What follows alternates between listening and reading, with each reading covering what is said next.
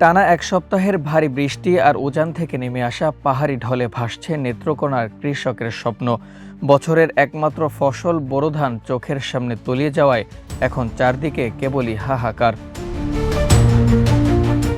কৃষি সম্প্রসারণ অধিদপ্তরের তথ্য মতে জেলায় এবছর লক্ষ্যমাত্রা ছাড়িয়ে আবাদ হলেও প্রকৃতির বৈরতায় থমকে গেছে সব। ঢলের পানিতে এরই মধ্যে নিমজ্জিত হয়েছে প্রায় 11,000 হেক্টর জমির ধান। সব মিলিয়ে ক্ষতিগ্রস্ত জমির পরিমাণ দাঁড়িয়েছে 18,478 হেক্টরে। উবদাখালী, কংস ও ধনু নদীর পানি বিপদসীমার উপর দিয়ে প্রবাহিত হওয়ায় নতুন নতুন এলাকা প্লাবিত হচ্ছে। জমিতে পানি জমে থাকায় আধুনিক হারভেস্টার মেশিন ব্যবহার করা যাচ্ছে না, ফলে বাধ্য হয়ে শ্রমিক দিয়ে ধান কাটাতে হচ্ছে কৃষকদের। যেখানে একটু শুকনো জায়গা পাওয়া যাচ্ছে সেখানেই ভেজা ধান শুকানোর আপ্রাণ চেষ্টা চালাচ্ছেন তারা। জেলা প্রশাসক খন্দকার মুশফিকুর রহমান জানিয়েছেন, ক্ষতিগ্রস্ত কৃষকদের সহায়তায় সরকার দ্রুত পদক্ষেপ নিচ্ছে।